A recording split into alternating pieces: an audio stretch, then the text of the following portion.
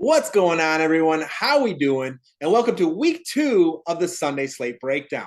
I am Matt Wallace. In week 1 of the NFL season, our video series ended up going 3-3. And remember, we do have 2 videos. We have the Thursday Night Football Breakdown and the Sunday Slate Breakdown. And if you watch the Thursday Night Football video, we talked about it. Week 1 of the NFL season, don't want to go too crazy. You're just getting your toes wet. We went 3-3 on the week, and now we can take some of that information from week 1 and put it into week 2 of the Sunday slate. Really excited. I think this is going to be a very profitable week for everyone. And I got 4 plays that I'm going to be breaking down. We got 2 spread bets, a player prop, and an over-under play to go with it. So let's get right into it. But real quick before we do, remember, if you ever want to check me out further, you can see me at Sports Memo or Wager Talk doing content every single week or providing client plays. And then, of course, X's and Bros Radio with my boy Anthony Bellino. We are all over Michigan now. We are in Toledo.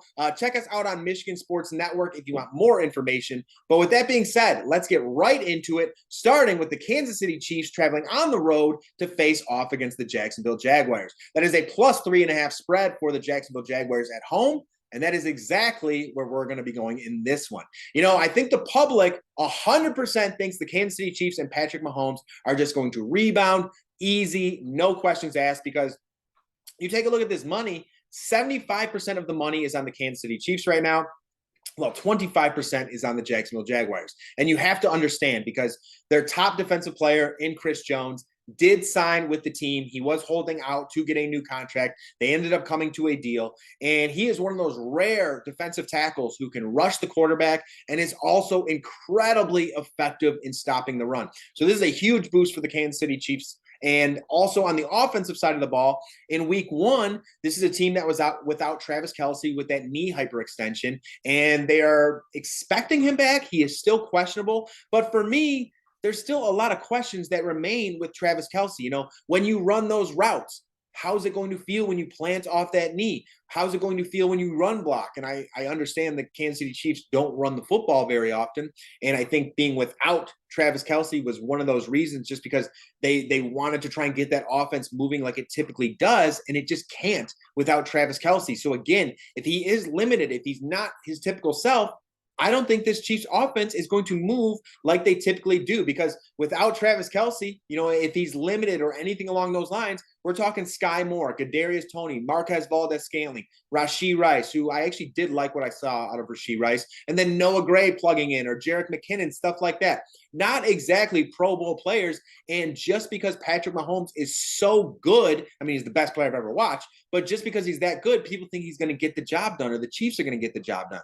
And we saw in week 1 against the Lions, you know, things happen. You know, Kadarius Toney had like 4 drops. Patrick Mahomes can't throw it and go catch the football, so his teammates need to show up and play too. And now they're going against a Jacksonville Jaguars team who was very young in years prior. You know, this is a Kansas City Chiefs team who has beat this Jags team 7 games in a row. Now they're going to Jacksonville, and you gotta imagine this Jacksonville Jaguars team knows that the Chiefs have beat them 7 games in a row. And now they have Trevor Lawrence, who's going to have another year behind him. They're going to have Travis Etienne, who's going to have another year behind him. Guys like Josh Allen on the defensive side of the ball, another year behind him. So they have some key guys who get a year to grow, you know what I mean? And get that much better, get that experience, that strength, that speed. Trayvon Walker, same exact story here. So they have some really nice young talents who can get a little better and take that next step forward. And I think they're going to really try and get after Patrick Mahomes here. And one guy that I'm really looking to in this matchup is going to be Travis Etienne. You know, we saw what Jahmyr Gibbs was able to do against them in his limited carries and how effective he was in coming out of the backfield on top of that. And then even David Montgomery, you know, David Montgomery had over 4.5 yards per carry in that matchup, got a touchdown there. So played very, very well. So again, that is the way you attack this Kansas City Chiefs team. You keep that offense off the field. You keep Patrick Mahomes on the bench. And if you're giving me a home team as talented as the Jacksonville Jaguars, and you're going to give me the 3 and the hook. And I understand if you go and look at the past with the Chiefs and the Jags, the Chiefs have covered the spread no problem. But this is a new year. This is a new team. You know, everyone expected the Kansas City Chiefs to still take care of business against the Detroit Lions. They did not get it done. And I understand you are going to get their best foot forward because they are coming off a loss. But this is also the Super Bowl champion Kansas City Chiefs, which also means they're going to have a target on their back at all times. And no team wants to go after that target more than that of the Jacksonville Jaguars. So again, I think this Jacksonville Jaguars team is young. I think they're hungry. I think they're talented. I think they got better adding someone like Calvin Ridley to go with Zay Jones, Christian Kirk, Evan Ingram. Very, very talented offense. Player for player, probably better than the Kansas City Chiefs. They just have two of the best players in all of football. One of them could be limited. I mean, I'm not going to sit here and say I'm hinging everything on Travis Kelce, because I'm not. Even if he plays, I'd probably still go with the Jags plus 3.5 here. But again, I just like the look of the Jacksonville Jaguars here, and I think a lot of signs are pointing to the Jacksonville Jaguars. And when you take a look at the Kansas City Chiefs team, in 17 games last year, 7 of those games finished within 3 points or less. 3 points or less, I'm sorry. That's a 41% chance of that game going 3 points or less. So for me, pick number 1, Jacksonville Jaguars plus 3.5 in this spot. Moving on, we are going to do a player prop here, and this is going to be King Henry, Derrick Henry of the Tennessee Titans. His prop line right now is 80.5 rushing yards, and I love the look of him going over that. Week 1 against the New Orleans Saints, he had 15 carries for 63 yards, and now goes against the LA Chargers, who, if you have watched this Chargers team over the past, 5 seasons, I would say, in every single season, their Achilles heel has been stopping the run. They are absolutely brutal at stopping the run. In 2022, they were 27th throughout the entire NFL, giving up 144.2 yards per game. What do the Tennessee Titans love to do? They love to run the shit out of Derrick Henry, and I think they're going to go right back to that after, kind of an off 15 carries, 63-yard outing for Derrick Henry in week 1 against that Saints team. And also when you're sitting here watching that LA Chargers team play against that Miami Dolphins team, you're like, damn, these two teams are really, really explosive. But a way to stop an explosive team like that is, I just talked about it with Patrick Mahomes. It's you got to keep Justin Herbert, Austin Eckler, Keenan Allen, Mike Williams, all those guys off the football field. How do you do that? You run the shit out of the football. And with someone like Derrick Henry, who's picking up 5 yards per carry, just keeping that train moving, I think he is going to get a ton of carries here, easily 20 plus. So I think he goes over this 80-yard mark against this Chargers team.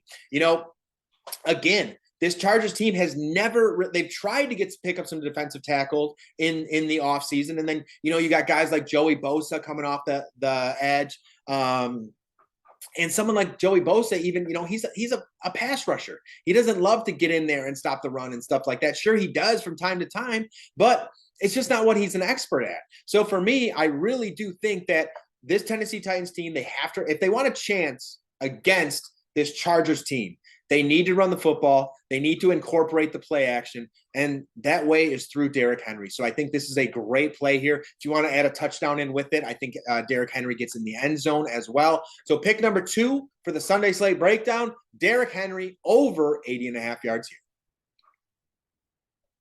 Moving on to our over-under play, and this one, you might look at this game and you might say, okay, yeah, this game's got to go under, right? And I'm rolling with it. And this is going to be the New York Jets traveling on the road to face off against the Dallas Cowboys. And you got to start by saying Zach Wilson is the quarterback now.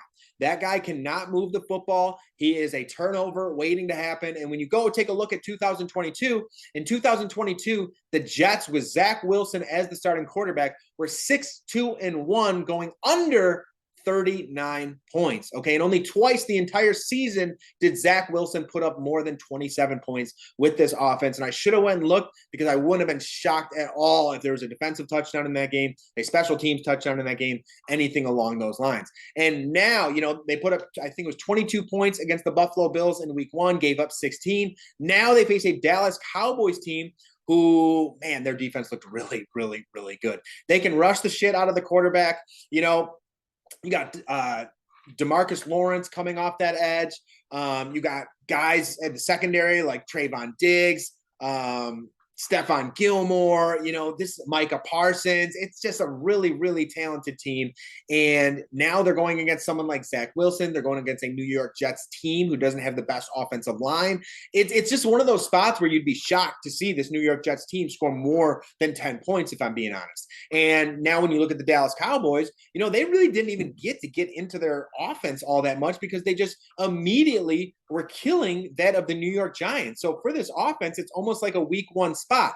And obviously they have a more talented offense, or they're probably pretty comparable to that of the Buffalo Bills, but they can rush the football a lot better. But one thing to be said is that New York Jets defense looked great as well. They're able to get to the quarterback, one of the top teams in rushing the quarterback. They were able to intercept the ball 3 times. So for me, it's just one of those spots where it's very tough to see a lot of points being scored in this game. And, Dak Prescott, he led the league in interceptions last year. So, and against that Giants team, he didn't even feel any pressure. He didn't even have to go out and make really any tough throws. Against the Jets, he's probably going to have to do that, at least early on in the game. So they might be able to get to Dak on top of that. So again, nothing kills an overplay more than getting inside the red zone, anything along those lines, and then having a team turn the football over, because that's a lot of time just being wasted and 0 points coming from it. I would not be shocked at all if this game had a red zone turnover in one way or another. Also, field goals. Field goals are a huge thing. Both these teams are going to be very tough to score on. So for me, play number 3, Jets Cowboys under 39 points here. And now the last spread pick of the day is going to be the Indianapolis Colts traveling on the road to face off against the Houston Texans. And I will be going with the Houston Texans -1 in this spot. And I also like Dameon Pierce to get in the end zone. If you want a little sprinkle on top of that, it's +125 right now. But the reason that I like this team and the Houston Texans, week 1, they go on the road. They face off against the Baltimore Ravens and Lamar Jackson, a far, far tougher opponent than this Indianapolis Colts team. And they lost 25-9, but I thought their defense played really well. They got after Lamar Jackson 4 times. They're definitely going to have to get after Anthony Richardson in this spot. And, the more you get to Anthony Richardson, the more chances you're going to have, I think, for him to turn the football over. Now, on the other hand, you look at the Indianapolis Colts. They lost 31-21, but I also thought they played pretty good. With that being said, though, the game was so explosive. Jaguars came back, took the lead, went up 10 points. So it did force the Colts to pass the football a lot down the stretch. And for me, though, what really these two teams come down to is who has the most weapons and who has the most routes to victory. And I actually believe that is the Houston Texans in this spot. And I say that more so because of this Houston Texans rushing attack. The Houston Texans, they didn't do great against that of the Baltimore Ravens. Baltimore Ravens have a really good rush defense. Dameon Pierce had 11 carries for 38 yards. He also has Devin Singletary coming in on 3rd downs. He can rush the football a little bit. But you take a look at this Indianapolis Colts team without Jonathan Taylor and everything like that.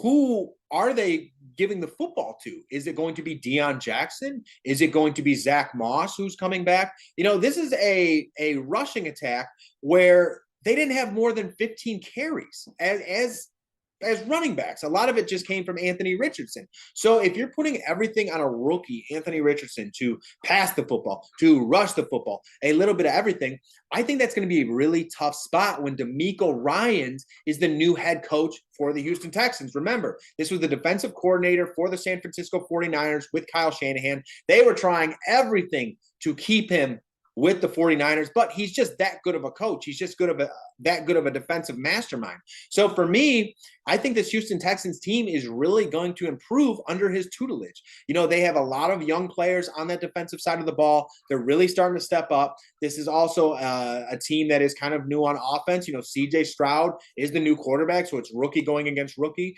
But one thing that really helps a rookie is being able to rush the football and being able to stick that football in Dameon Pierce's belly, pull it out, and look downfield. And I think that's the way that you're going to be able to beat this Indianapolis Colts team. This is a Texans team who got all these rookies, like I was saying with CJ Stroud and everything like that, but they had a offseason of no distractions. They're just able to focus on football, take it day by day, get better under DeMeco Ryans. And then you take a look at the Colts, the Colts had all of the Jonathan Taylor stuff going on. It was all over the news. I'm sure it came into the locker room as well. So, and it's just distractions, and it's distractions you don't need for a young team, for someone like Anthony Richardson, who I'm sure would love having a Jonathan Taylor next to him at this point in time. It would really, really help him. So now the only weapon for that of the Indianapolis Colts is really Michael Pittman Jr. And obviously DeMeco Ryans knows that if I know that. So again, I really do like the look of this Texans team. I understand why it's basically an even spread or a pick 'em spread, but this is also a game that is in Houston. So you're getting that home field advantage. You're going from Indy down to Houston, so a little bit of travel there on top of that. So for me, I really do like the look of this Houston Texans team. I've got them -1 here. And then on top of that, if you do want to take Dameon Pierce, this is a guy who as a rookie scored 5 times in 13 games in 2022.